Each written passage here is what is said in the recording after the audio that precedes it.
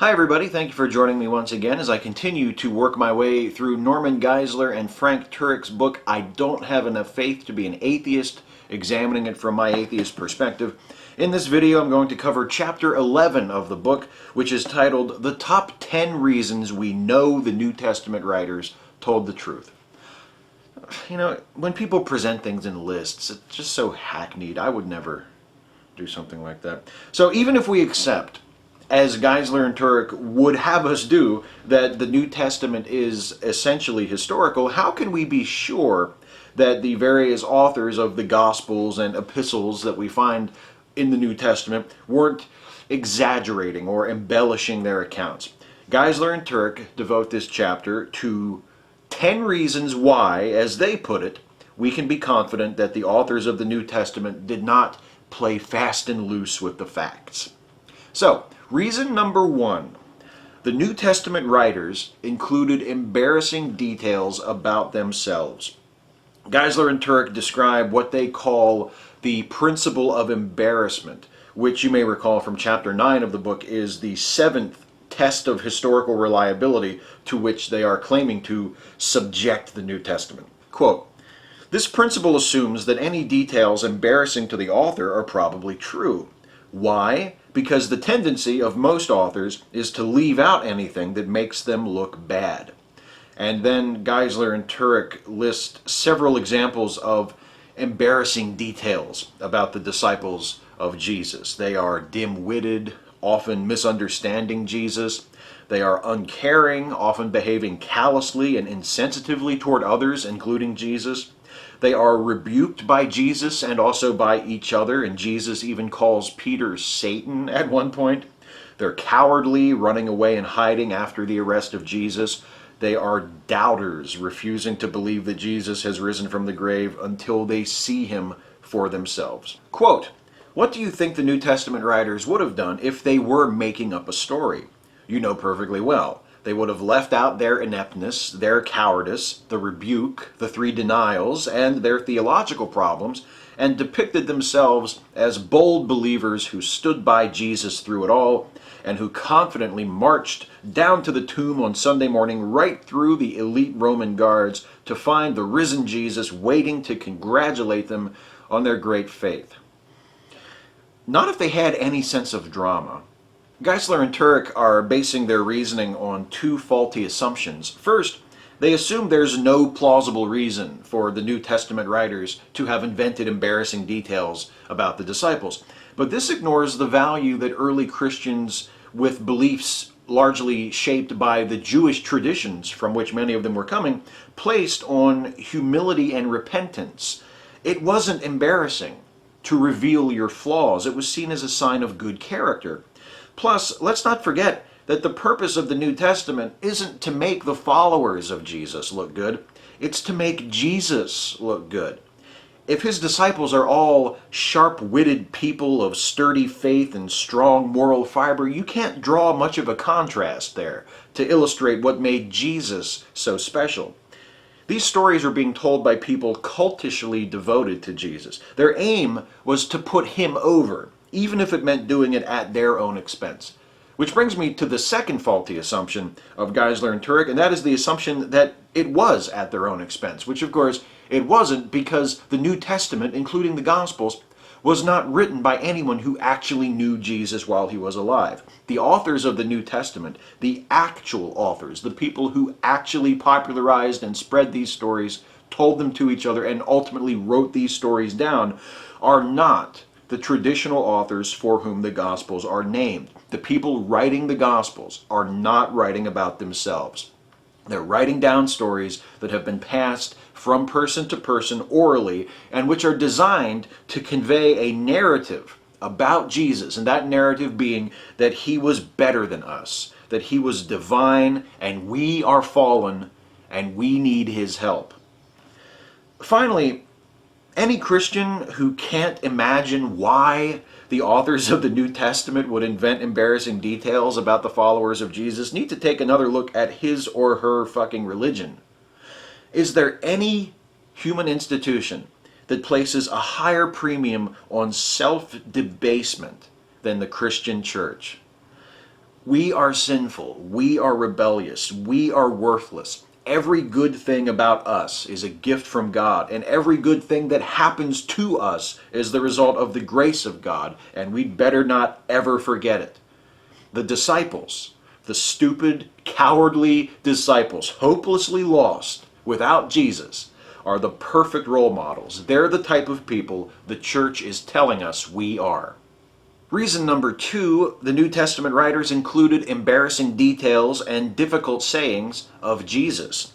The New Testament includes passages about Jesus that seem to show him in a bad light, including that he was seen by other people as a lunatic and a drunkard, that he was doubted by his own family, that he was deserted by his own followers, that he angered many of his fellow Jews enough to make them want to kill him, that he was subjected to a public and humiliating form of execution. These embarrassing details about Jesus that Geisler and Turek mention here are all about the perceptions that other people had of Jesus. The New Testament doesn't say that Jesus was a drunk or was a lunatic, just that other people thought he was. And again, if you're telling a story meant to put Jesus over as superior to other people, why not surround him with doubters and naysayers who he can ultimately prove wrong? It makes perfect sense with the narrative that the New Testament writers, the early church, are trying to put across about Jesus. As for the ignoble method of Jesus' execution, it's entirely possible that this detail and many other incidental details wasn't invented at all. It's possible Jesus really did die by being nailed to a cross. The historical Jesus may actually have been crucified. Remember, despite how Geisler and Turek occasionally treat the New Testament, it isn't monolithic, and we aren't faced with the choice of it either being 100% historically accurate or 100% invented. Maybe the historical Jesus whose life inspired these stories was actually crucified. That doesn't mean he worked miracles, was the Son of God, or rose from the dead. Also, anyone who has witnessed the pornographic relish with which many Christians regard the gruesome and degrading circumstances of Jesus' death shouldn't have to wonder why such a story might have appealed to early members of the church as well. Geisler and Turek also cite several difficult sayings of Jesus, such as sayings that seem to cast doubt on his deity. For example, saying the Father is greater than I, or incidents that are embarrassing to Jesus, like cursing the fig tree when figs weren't even in season, or refusing to work miracles in Nazareth. Again, it's possible that these difficult sayings have some basis in truth. Perhaps the real Jesus was said to have done these things or said these things, and so these details made their way into the stories people told about him. None of the examples cited by Geisler and Turek would be acceptable as evidence that Jesus was God, and none of them do anything to explicitly disprove that Jesus was God either. They're just some odd bits of the story that can't immediately be accounted for. And perhaps that's because they have some basis in fact. Perhaps that's because these stories were told and retold and embellished by multiple people for many years before they were finally written down. Also, and this might be giving the authors of the New Testament far too much credit for consistency and foresight, perhaps the intended lesson of these difficult passages is that you, as a member of the church, as a follower of Christ, should trust in Christ, and more immediately in the church, even when things don't seem to make sense. Because despite these confusing details, the overall message of the New Testament and the church is unambiguous. Jesus is Lord, and if you know what's good for you, you'll do what he says, and by extension, what we say. Reason number 3, the New Testament writers left in demanding sayings of Jesus. Why would the disciples invent a Jesus who made such strict and counterintuitive rules for his followers? The New Testament tells of a Jesus who commanded the love of enemies, who declared that lust is equivalent to the act of adultery, who told his followers to deny themselves personal wealth and not to pass judgment on others. Quote, "These commands clearly are not the commands that people would impose on themselves. Who can live up to such standards? Only a perfect person. Perhaps that's exactly the point." Well, I think the point I take from the demanding sayings of Jesus is a little different than the point Geisler and Turek want me to take. Why would the writers of the New Testament invent such hard-to-follow rules? Well, let's think about this. Jesus wasn't around anymore to enforce these rules. Neither were the original disciples by the time most of what we now consider the New Testament was written down. But who better to see to it that the members of the church were living proper, godly, Christ-centered lives than the supposed successors of the disciples, the leaders of the late 1st and early 2nd century church? It's true, only a perfect person could live up to such a standard, but luckily enough for all the non-perfect people, the church, with its priests and bishops and various other wielders of authority, was there to give them a hand. They established standards that no one could ever hope to meet, but that everyone must meet. Then they established themselves as the men with the authority to enforce these standards. Is it really that difficult to imagine a plausible motive for them doing this? Reason number 4, the New Testament writers carefully distinguished Jesus' words from their own. The writers of the New Testament always made it very clear when Jesus was speaking as opposed to themselves or someone else who was present in the story. If the stories were invented, why didn't the authors make up quotes from Jesus in order to settle debates in the church? Aren't there reasons to assume that they did exactly that? Haven't we discussed such reasons in this series? Remember the depiction of the agony at Gethsemane in the book of Luke, which is an interpolation inserted probably to settle an argument in the early church over the nature of Jesus? Isn't that just the sort of thing Geisler and Turek are saying the writers of the New Testament didn't do? And yet they did it, and we know they did it. Geisler and Turek go on to mention Paul, and how Paul is careful to only quote Jesus a few times in his writings, and always to distinguish his own words from those of Jesus. But Paul, by his own testimony, never knew Jesus while Jesus was alive. Paul's theology and teachings are based either on things he heard from other early Christians or things he straight made up himself. What relevance does how careful Paul seems to be about quoting Jesus have to whether or not the New Testament is true? Reason number 5, the New Testament writers include events related to the resurrection that they would not have invented.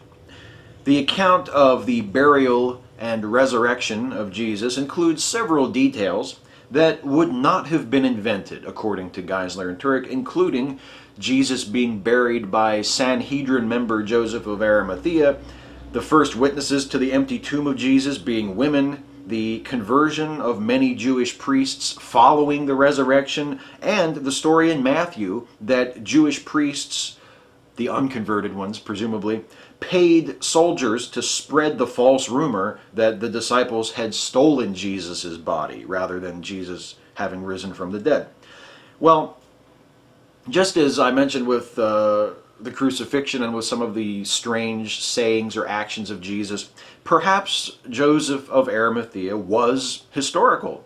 And if so, so what? That does nothing to prove that the supernatural claims about Jesus are true. Also, Geisler and Turek say that there was no alternative burial story to Jesus being buried in the tomb of Joseph of Arimathea. And so they treat that story as though it's the only possible theory that we should consider. But in the Apocryphon of James, which is a non-canonical text that was probably written a bit later than the Gospels, probably in the early 2nd century, Jesus, speaking to his brother James in this apocryphal gospel, describes being buried shamefully after his crucifixion, which would seem to suggest something other than being laid to rest in the tomb of a rich leader of the community. And other scholars, John Dominic Crossan has suggested that perhaps there was an early church tradition that said that Jesus wasn't buried at all, that he was just thrown into the desert to be picked apart by the animals, which would have been a standard part of the crucifixion punishment. People who were crucified were not afforded proper burials. That was part of the punishment. Or that he was buried in a common grave, etc. I mean, there is evidence that there were competing early traditions in the church about what happened to Jesus after he was crucified. So that claim by Geisler and Turek that there are no competing burial stories isn't really true. Now, as for the women being the first witnesses to the empty tomb, that is a subject that I discuss in my series on Lee Strobel's The Case for Christ. In the video examining chapter 12 of that book, I mention a book written by Peter Carnley called The Structure of Resurrection Belief, where Carnley describes an early church tradition among the disciples that they had accepted Jesus and his resurrection on the basis of his resurrection appearances, not on the basis of finding the empty tomb. So by having the women discover the empty tomb before any of the male disciples, the author of Mark, which was the earliest gospel and a major source for Matthew and Luke, could have had it both ways. He could depict witnesses discovering the empty tomb and have the empty tomb established, and also maintain that tradition that it was the appearances of Jesus after his resurrection, not the empty tomb, that convinced the disciples, the male disciples, that Jesus had risen. So there is ample justification for the women being used as the first witnesses, other than, well, that must have really been how it happened. Also mentioned in that list of events that wouldn't have been invented is the conversion, supposedly, of many Jewish priests after the resurrection of Jesus. The only reference to this is in the book of Acts. No non-Christian source treats the resurrection appearances of Jesus as actual historical occurrences. If so many people saw him alive after his death and were persuaded that he had returned from the grave and was the Son of God, why does it seem that nobody gave a shit about this other than people who were already followers of Jesus to begin with?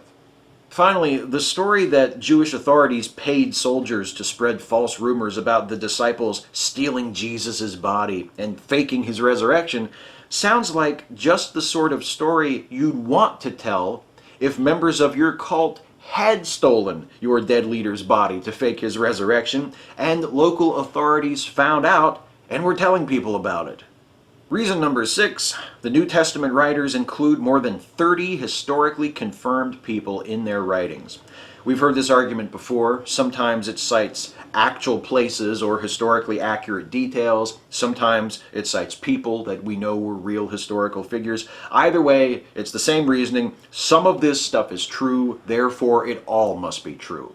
Quote, "There is no way the New Testament writers could have gotten away with writing outright lies about Pilate, Caiaphas, Festus, Felix, and the entire Herodian bloodline. Somebody would have exposed them for falsely implicating these people in events that never occurred." Somebody would have exposed their false claims does not inevitably lead to there's no way they could have gotten away with claiming these false things.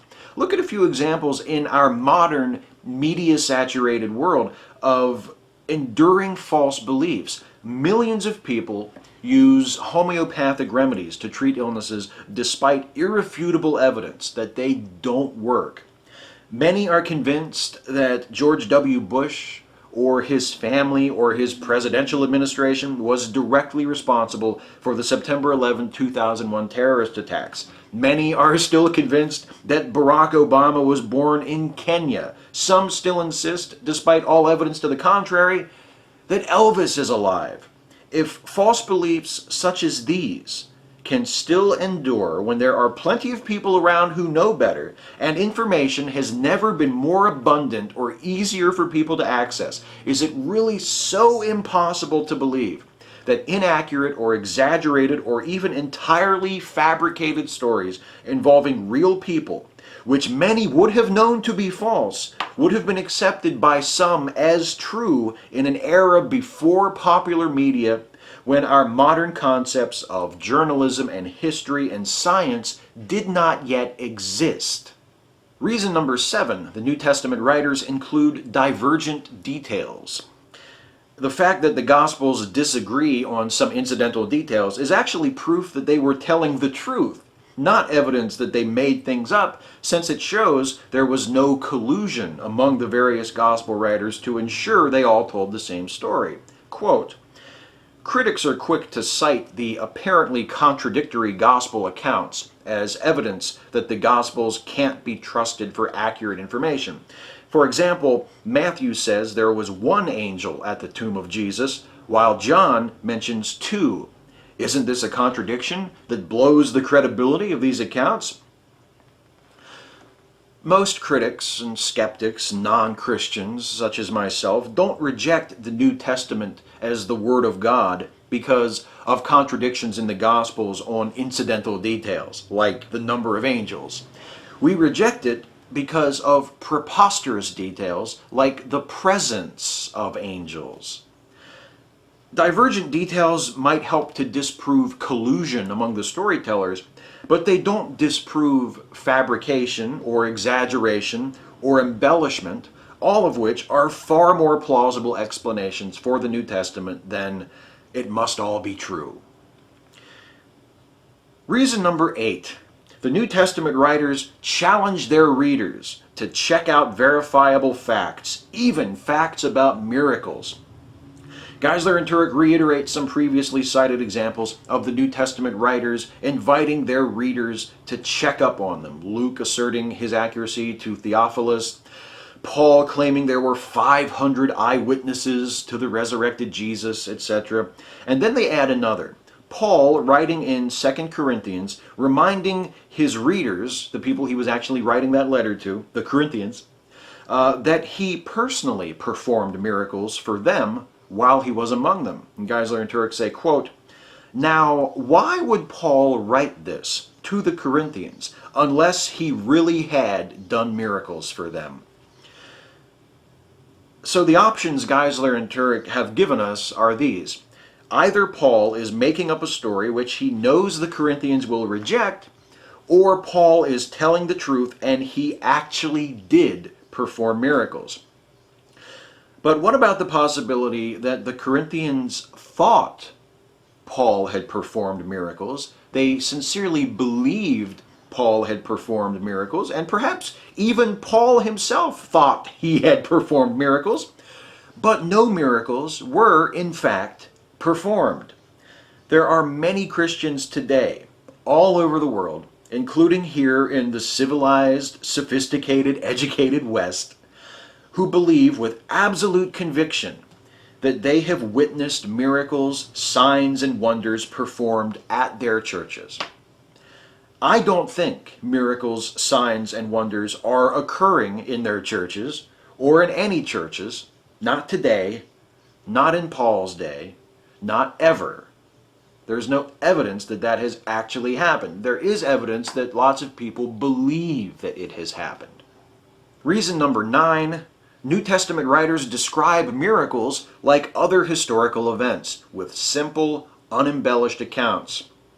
Geisler and Turek compare the more lurid, more extravagant accounts of the resurrection from non-canonical texts to what they consider to be the more matter-of-fact depictions found in the Gospels. I would say that a preposterous story told in a direct, no-nonsense style is still a preposterous story. Also, the canonical Gospels only qualify as matter-of-fact, almost bland descriptions, which is what Geisler and Turek call them, if you don't consider things like the voice of God speaking from the heavens, the presence of angels, dramatically timed earthquakes and periods of sudden darkness, and a scene of Jesus becoming radiant and speaking with apparitions of Moses and Elijah to be extravagant embellishments. And reason number 10, the New Testament writers abandoned their long-held sacred beliefs and practices, adopted new ones, and did not deny their testimony under persecution or threat of death. That title actually sums up the argument pretty well, so let me just get to the main point that Geisler and Turek are making here. Quote, how do you explain these monumental shifts if the New Testament writers were making up a story? How do you explain them if the resurrection did not occur? It's not that difficult, actually. I can explain those things as resulting from people believing the story that the New Testament tells and believing that the resurrection occurred. And I don't deny that people did and do believe that. I deny that those beliefs represent reality. That's a distinction that is very important that Geisler and Turek just are refusing to make. I don't deny that people believe this stuff. I deny that this stuff actually happened. A better question might be, if the resurrection did occur, how do you explain its non-existent impact on the culture and history of the land and people immediately surrounding it? Why do we find only passing references to the beliefs of Christians, rather than reports of the incredible resurrected rabbi whose reanimated body was witnessed by hundreds of people walking around for weeks after his public execution? Also, I don't think the shifts in sacred beliefs and practices were quite as dramatic as Geisler and Turek are making them out to be. Most of the earliest Christians were Jews who saw Jesus as the fulfillment of their faith. They were Jews who had accepted that Jesus was their Messiah. So they were not seeing him as someone who commanded them to abandon their faith. They saw him as a fulfillment of their faith. Quote, finally, in addition to abandoning long-held sacred institutions and adopting new ones, the New Testament writers suffered persecution and death when they could have saved themselves by recanting. Geisler and Turek also differentiate between those early Christian martyrs and Muslim martyrs, both of centuries past and today, by asserting that unlike Muslims, Christians base their beliefs on eyewitness testimony. And the early Christian martyrs would have been dying for beliefs that they knew with certainty to be true or to be false. This would be the die for a lie argument that apologists are so fond of. And here are two reasons, just two among many, why this is such a terrible and incredibly unconvincing argument. First, we only know about the disciples and their fates through the New Testament and early church traditions. We have no way of knowing whether the stories of their capture and torture and execution are actually true. We also have no way of knowing whether or not they or other early Christians who may have been persecuted could have saved themselves by recanting. Apologists and evangelists assume this would have been the case. That is certainly how they tell the story. But we don't know that those early Christians could have escaped their martyrdoms, if they were in fact martyred, by simply renouncing their religious beliefs. Second, Geisler and Turek, and everyone else who makes this argument with reference to the Gospels, is assuming that the writers of the Gospels were persecuted and martyred. But again, for the 1,000,000th time, we don't know who the writers of the Gospels were, let alone if they were among those persecuted and executed. Those church traditions tell about the fates of the apostles, but the Gospels weren't written by the apostles. So even if we could trust those church traditions about what happened to the apostles, they tell us nothing about what happened to the writers of the Gospels, because we're talking about two different groups of people. We simply know too little about who wrote the Gospels and about who the disciples were and what became of them, which of the early Christians were persecuted and executed, and what those circumstances were. We simply know too little about all of that to make this argument. But even if we grant Geisler and Turek all of this, even if we agree with them that the followers of Jesus went to their deaths holding on to their faith, when recanting could have saved their lives, we still don't have a compelling reason to believe ourselves that the beliefs they died for were true. It's possible that they sincerely believed that their beliefs were true, even though they weren't. It's possible that they knew their beliefs weren't true, but they chose to die without recanting anyway, to make a proud example for their families or churches, or because, despite the falsity of the beliefs, they sincerely believed that their teachings might lead to a greater good. Again, I think the best explanation is that none of this stuff ever happened, at least not as Geisler and Turek tell us that it happened. But even if the disciples did die as Geisler and Turek describe, for the reasons they describe, there are numerous explanations that are far more plausible than their beliefs must have been 100% true. Well, that is it for this chapter. I will be back in the next video in this series to tackle chapter 12 of this book, which is titled, Did Jesus Really Rise from the Dead? Boy, that's a tough question. We'll see what their answer is in the next video. I wonder what they'll say about that. Until then, thank you guys so much as always for watching. I cannot tell you how much I appreciate it. Please feel free to comment on this video or any of these videos. I look forward to reading your comments, questions, arguments, augmentations, expansions on what I've said, clarifications, whatever you have to say about this video. I appreciate you taking the time to say it. I look forward to reading it. Thank you for being interested in this. I'm glad that this has been of interest and of use to so many of you. And I will see you in the next video in this series.